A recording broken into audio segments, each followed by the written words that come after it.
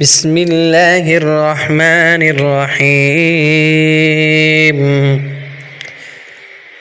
تبارك الذي بيده الملك وهو على كل شيء قدير، الذي خلق الموت والحياة ليبلوكم أيكم أحسن عملا وهو العزيز الغفور، الذي خلق 7 سماوات طباقا ما ترى في خلق الرحمن من تفاوت فارجع البصر هل ترى من فطور ثم ارجع البصر كرتين ينقلب إليك البصر خاسئا وهو حسير، ولقد زينا السماء الدنيا بمصابيح وجعلناها رجوما للشياطين وأعتدنا لهم عذاب السعير، وللذين كفروا بربهم عذاب جهنم وبئس المصير.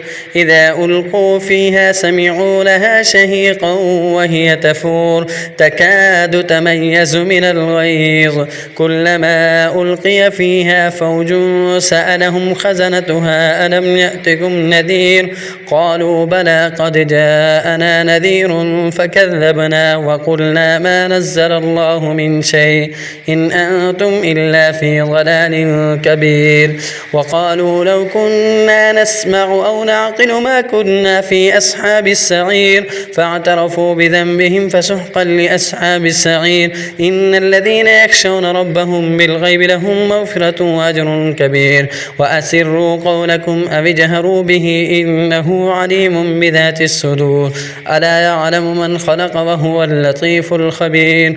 هو الذي جعل لكم الأرض ذلولا فامشوا في مناكبها وكلوا من رزقه وإليه النشور.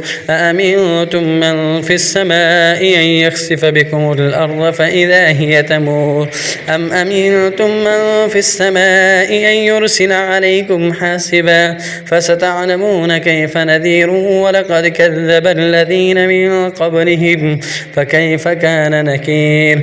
أولم يروا إلى الطير فوقهم صافات ويقبضن ما يمسكهن إلا الرحمن إنه بكل شيء بصير. أمن هذا الذي هو جند لكم ينصركم من دون الرحمن إن الكافرون إلا في غرور، أمن هذا الذي يرزقكم إن أمسك رزقه بل لجوا في عتو ونفور، أفمن يمشي مكبا على وجهه أهدى أمن يمشي سويا على صراط مستقيم.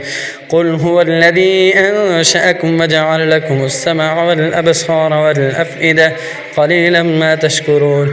قل هو الذي ذرأكم في الأرض وإليه تحشرون ويقولون متى هذا الوعد إن كنتم صادقين. قل إنما العلم عند الله وإنما أنا نذير مبين. فلما رأوه زلفة سيئت وجوه الذين كفروا وقيل هذا الذي كنتم به تدعون. قل أرأيتم إن أهلكني الله ومن معي أو رحمنا فمن يجير الكافرين من عذاب أليم.